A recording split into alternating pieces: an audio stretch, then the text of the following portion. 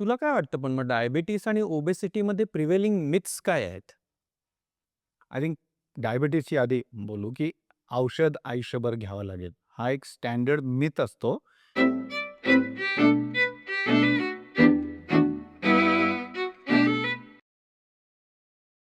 Finally diabetes हा एक insulin डेफिशियन्सीचाच disease आहे. म्हणजे 100 किलोचा माणूस जेव्हा 80 युनिट बनवायला लागतो, तेव्हा ते युनिट आणि बॉडी साइज मिसमॅच असतो. ऑटोमॅटिकली तो खातोय 100 साठी, पण इन्सुलिन प्रोडक्शन कमी आहे. तर मग ते गॅप ब्रिज करायला गोळी द्यावी लागते किंवा इन्सुलिन द्यावं. जर त्यांनी त्या 80ला 80 वर आणलं आणि जेवढे वर्ष तो इन्सुलिन प्रोडक्शन इज सफिशियंट, त्याला गोळ्याची गरज गरज नसते. ऑब्व्हियसली ह्याला कार्बोहायड्रेटचा एक ॲस्ट्रिक्स आहे खाली, की त्याची ऐपतच बोलू. ऐपत आधी होते अनलिमिटेड कार्बोहायड्रेट 400 ग्रॅम, 500 ग्रॅम दिवसाला. आता त्याची ऐपत झाली आहे 200 म्हणजे 3 टाइम्स बॉडी वेट एवढी आता राहिली आहे. त्याच्या आत खाल्लं, तर मग गोळीची गरज पडत नाही. हा नंबर 1 मिथ आहे. सो यू मीन टू से जर 80 किलो वजन असेल, तर 15% 15 240 कॅलरीज कार्ब्स करून आलेल्या पुरतात? कार्ब्स केलं तर बऱ्याच लोकांना पर मील लोड कमी झालं ना, की ऑटोमॅटिकली औषधं कमी होतात आणि प्रोटीन त्याच्यामध्ये 1 ग्रॅम पर केजी पाहिजे. Fat 1 gram. हा एक बॅलन्स डाएट झाला. म्हणजे 3-1-1 म्हणतो मी त्याला. हे असं केलं की थोडं पण लोकं हे करत नाही. आपण अजूनही कार्बेटेरियन डाएट असतो. तर ते सगळ्यात मोठा कप्पा कार्बच असतो ना.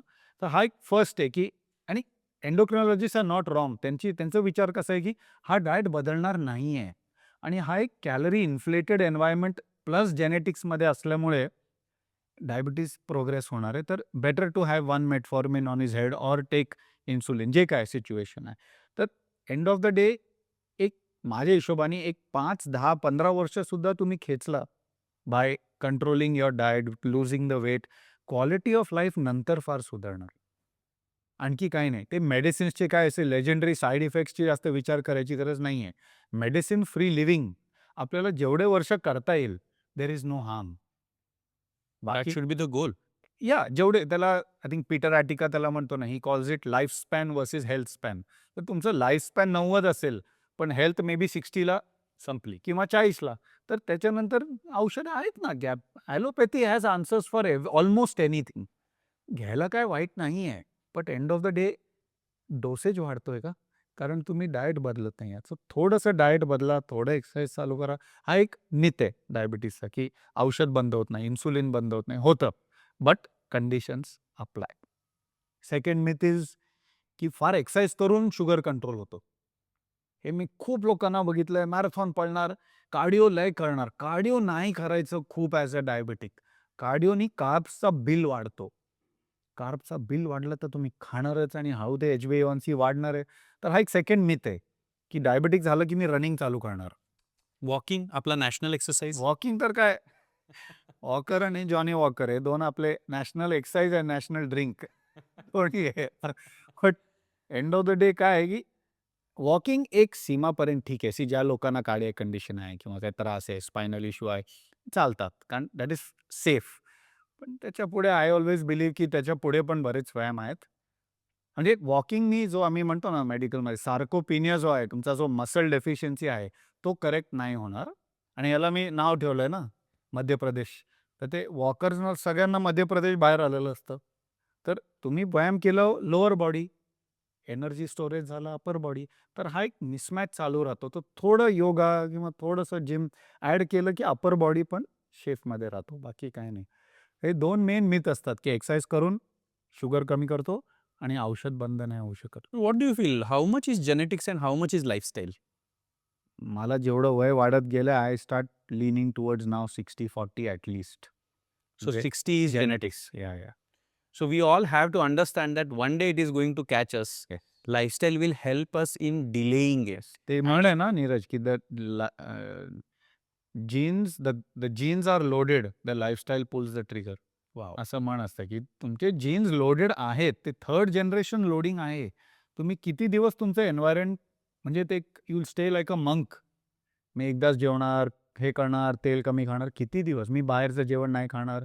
शक्य नाहीये. आणि मग असे आपल्याकडे आहेत काही महाभाग ते म्हणतात मग जर असंच करून जास्त दिवस जगायचं असेल तर you choose your life, that's okay. असं काय मला या लोकांची काय म्हणजे आय वाद नाहीये. I am happy for them. जे So what do you feel? What is the biggest blind spot people have when they handle these issues related to lifestyle मला disease? वाटतं ते लाईफस्टाईल डिझीज एक आयडेंटिटी बनून जातो लोकांचा. जेव्हा ते डॉक्टर कुठेही रूममध्ये जातात ना, त्याची एक एक फोमो होतो, फिअर ऑफ मिसिंग आउट, की आता मी ते खाऊ शकत नाही.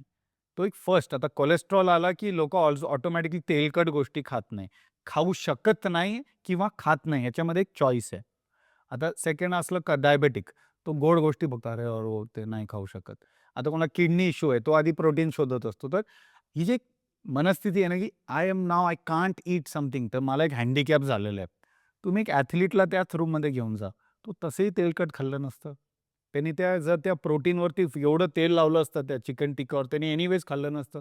तर आम्ही लोकांना काय म्हणतो, when you become a athlete, हेच जे गोष्टी तुम्ही as a non athlete tension घेत होता, हे ऑटोमॅटिकली लांब होतं. तुम्ही विराट कोहलीला घेऊन जा, तो हे नाही म्हणत, पण सामान्य माणूस काय म्हणतो, उसको 3 करोड मिलता है इसलिए वो नहीं खाता.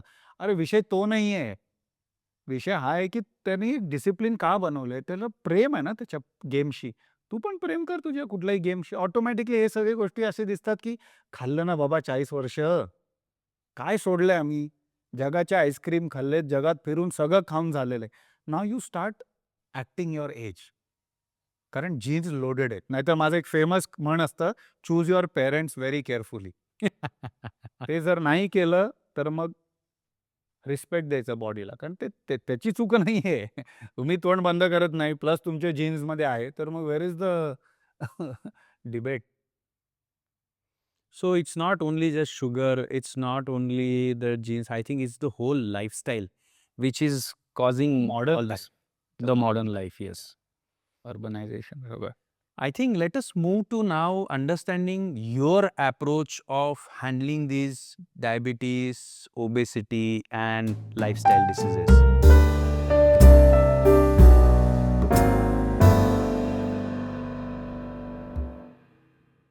आजचा व्हिडिओ पाहिल्याबद्दल खूप खूप धन्यवाद. तुमच्याकडे काही प्रश्न असतील तर कमेंटमध्ये नक्की विचारा. तुम्हाला हा व्हिडिओ आवडला असेल, उपयोगी वाटला असेल तर नक्की लाईक करा, शेअर करा आणि सबस्क्राईब करा.